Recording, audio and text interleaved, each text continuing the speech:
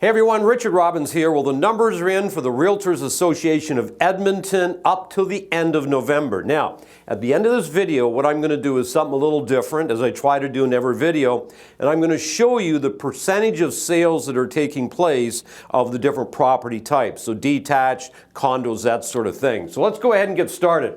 We look at here, we got January now through to the end of November.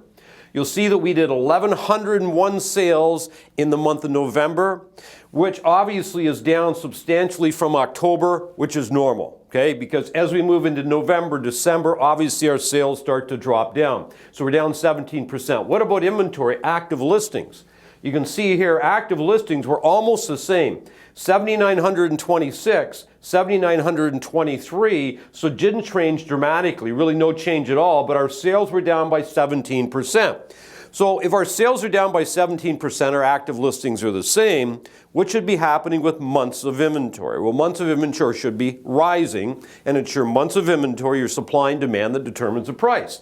So right now what's happening, as you can see, we went to 7.2 months of inventory from 5.9. Now let's go back here. We started the year at 8.9 months of inventory.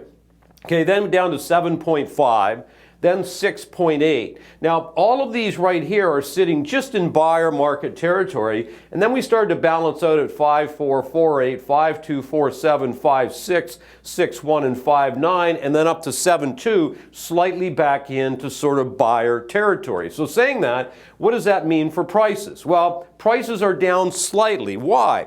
Because the market was balanced throughout most of the year, except at the very beginning for a couple of months, we're in buyer territory, and now we've ended up back in buyer territory. So your prices are slightly weaker year over year. 354 right now, opposed to 361.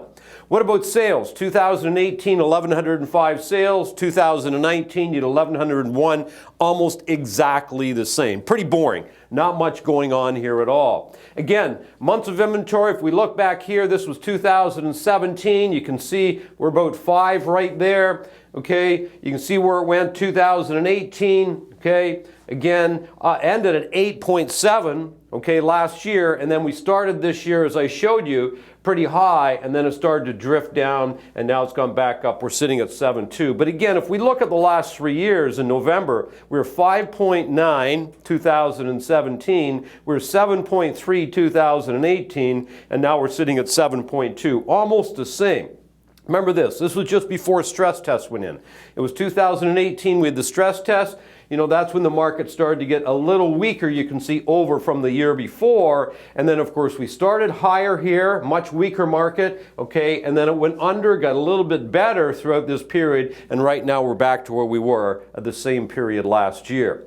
Here's your breakdown. This is property type. I always find it interesting what percentage of the sales are detached, or condos, townhouses, that sort of thing. So if we have a look here, you can see our detached is 60% of your marketplace. Now, I just finished doing the recording in Calgary, and it was almost exactly the same. It was about 61% in Calgary. And then, of course, your condos are sitting at about 27%, or just over 1/4. Duplex and row are 10.3, and other is 3.5. So overall, 60% of your market is detached. 40% of your market is everything else, okay? And you can see roughly 1/4 of your market is condominiums. Here's your prices, by the way. Detached, $420,000 is your average price. Condo is $225,000, and duplex and row, you're sitting at $332,000. So overall, if we look at this year, market has not done anything at all. Average price is down slightly, but only by a few $1,000s, right? Your sales overall seem to be almost the same month to month. Marginally different, but almost the same. So here's what I'm going to do. When I do January's report, which will report for the whole year, I'm going to compare the total number of sales in 2019 to 2018 and 2017. So we'll look at the whole year as we ended up, and then I'll also look at what's going on with the average price of each property type for the last 3 years as well. So I hope this was helpful. At the end of the day, everybody, remember, it's a beautiful life. Make it count.